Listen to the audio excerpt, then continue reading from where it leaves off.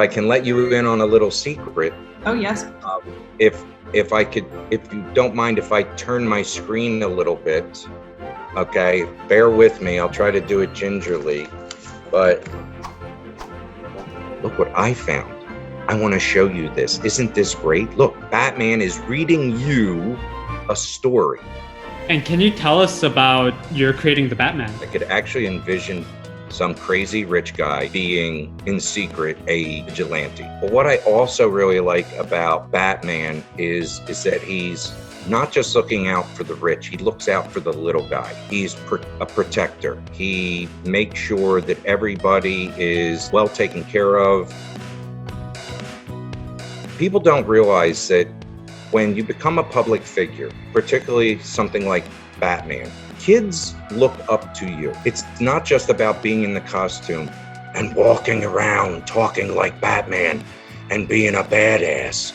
It's also about giving back. It's about being charitable. So when I portray Steampunk'd Batman, I like to not only portray the character himself, but I also like to portray myself within that, being charitable and personable with people. During the height of COVID, I had some extra time, obviously, so I decided to make some video clips of me reading children's books, and I set a little stage, so to speak. I had my Victorian lamp, and I had my bookshelf with all my comic books set out and everything like that. I have a daughter. I remember reading stories to her when she was little, and I felt like if there's something I can do during this really terrible time that we're in right now that's going to help the little ones get through and maybe even give mom, dad, grandma, grandpa a smile while they're watching them as well, it made me happy to be able to do something like that. Spoken like a true Batman.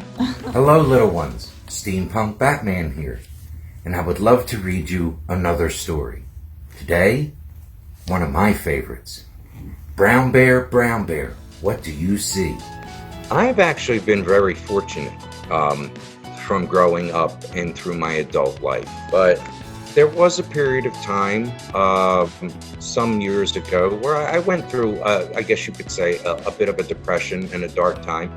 But I was lucky in that I had a lot of friends around me who kind of like noticed it and like, pointed out to me that there were a lot of good things going on outside of what had me down. There were good things in life to think about. And I guess you could say they were my heroes. They helped boost me up. They were my mini Batman. The costume is incredible. But I can let you in on a little secret. Oh, yes. If you don't mind if I turn my screen a little bit, okay, bear with me. I'll try to do it gingerly, but I actually am in the works. This is Steampunk'd Batman Volume 2. Wow. It has special effects this time. There's actually some lighting that's going to be involved in the costume. Everybody's always said, how come, if it's steampunk, how come you don't have steam coming out of this one? Well, Volume 2 will actually have steam coming out of it that'll be triggered by a remote.